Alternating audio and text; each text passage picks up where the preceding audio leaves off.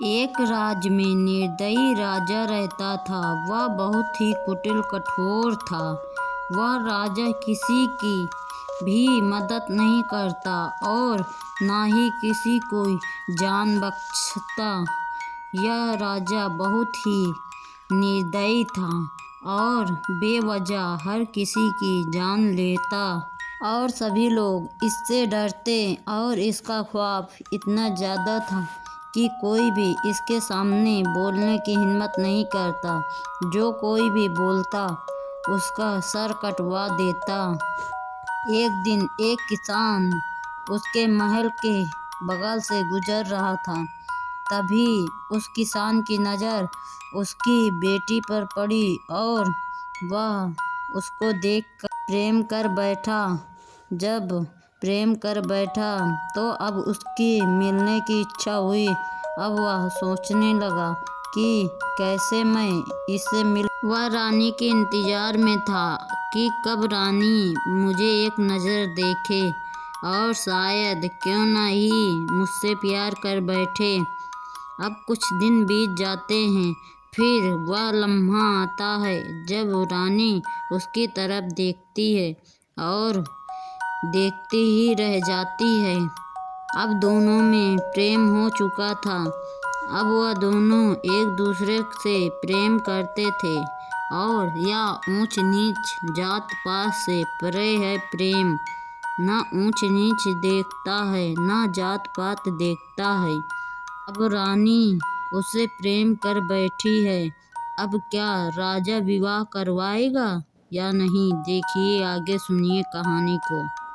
कुछ दिन बाद राजा को यह बात पता चल जाती है और अब राजा उस लड़के को बुलवाता है और बोलता है कि मेरी बेटी से दूर चले जाओ वरना तुम्हारा सर कलम कर दिया जाएगा।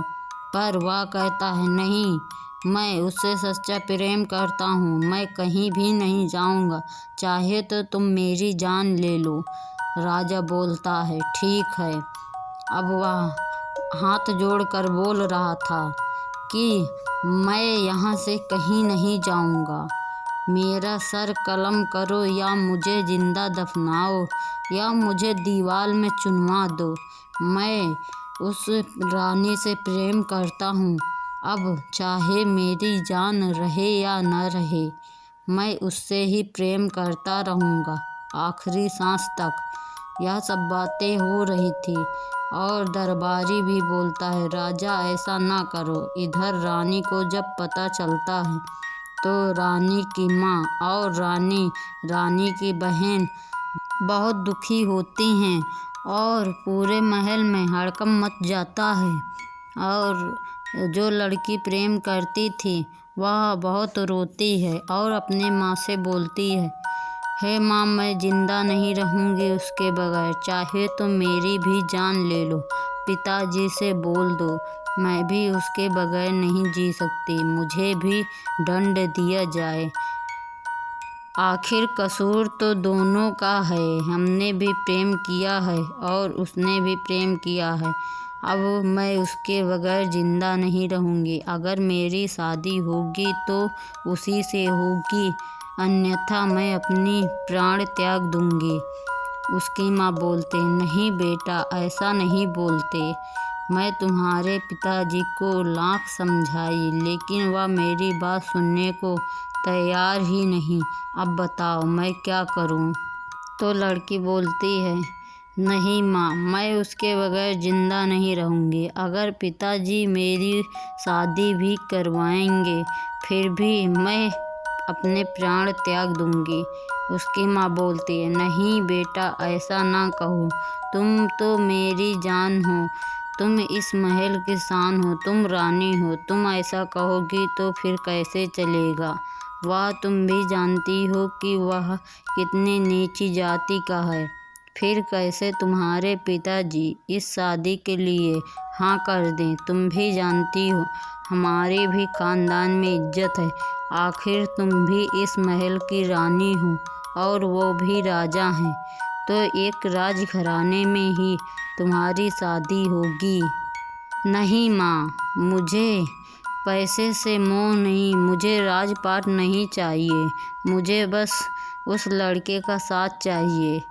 नहीं बेटा, ऐसा नहीं हो सकता। हमारे कुल खानदान की इज्जत चली जाएगी और हमारे सालों के पूर्वजों की इज्जत मिट्टी में मिल जाएगी अगर ऐसा हुआ तो। नहीं माँ, मैं कुछ नहीं जानती। अगर उसकी जान गई तो मैं भी अपने प्राण त्याग दूंगी। लाख समझाने के बाद भी माँ की फिर भी वह लड़की कोई बात नहीं मानती और उसकी बहन भी बोलती है, दीदी ऐसा ना कहो, तुम जानती हो कि पिताजी ऐसे ही करेंगे और वह किसी की बात नहीं मानेंगे। तुमको भी पता है कि उनकी इज्जत सबसे ऊपर है और वह अपनी इज्जत पर दाग नहीं लगने देंगे। अब दोनों सोचने लगती हैं कि ऐसा क्या किया जाए। फिर उन दोनों के एक तरकीब आती है, क्यों ना उसे बचा लिया जाए जादुई तरीके से। अब वह तीनों एक जादुई कालीन निकालते हैं और अपने महल के छत के ऊपर वह कालीन धरती हैं और तीनों बैठ जाती हैं। अब तीनों कालीन में बैठकर उसी के पास जा रही थी। अब कालीन धीरे धीरे चल रही थी। कालीन में बैठकर वह तीनों जा रही थी। अब धीरे धीरे वह जा रही हैं। कुछ देर की दूरी पर वह दोनों तीनों पहुंच जाती हैं और बोलती हैं कि पिताजी रुक जाओ, नहीं तो मैं अपने प्राण त्याग दूंगी। अब पिताजी बोलते हैं, नहीं पुत्री, तुम ऐसा नहीं कर सकती, ऐसा नहीं हो सकता।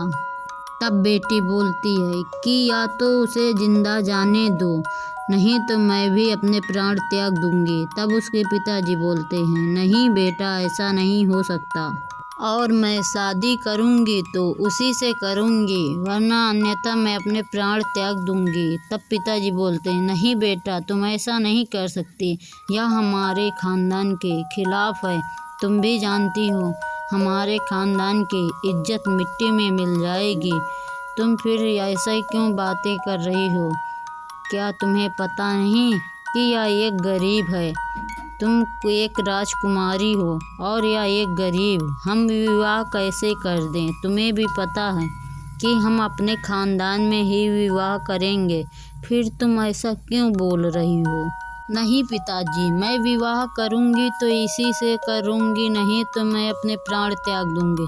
तो उसके पिताजी लाख समझाते हैं और उसको बोलते हैं कि तुम ऐसा ना करो, लेकिन वह नहीं एक भी बात मानती और अपनी जिद कर बैठती है। तब पिताजी मजबूरी में ही उन दोनों का विवाह करने के लिए मजबूर हो जाते हैं और सोचने लगते हैं कि विवाह करें कि नहीं, और उसे मनाने लगते हैं। फिर भी वह एक भी बात नहीं मानती और नदी के किनारे जाकर अपनी हट कर बैठती है। फिर भी पिताजी जाते हैं, मनाते हैं और उसकी बहन और माता भी उसके साथ होती हैं, लेकिन वह किसी की भी बात नहीं मानती है और बोलती है, मुझे विवाह करना है तो बस इसी से। अब पिताजी बोलते हैं, चलो ठीक है, अच्छा विवाह कर देंगे।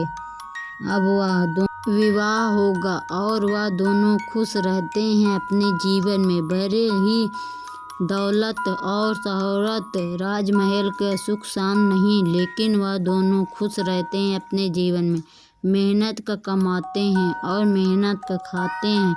वह दोनों खुशी खुशी अपना जीवन व्यतीत करने लगते हैं, न किसी बात की चिंता, न किसी बात की दिक्कत।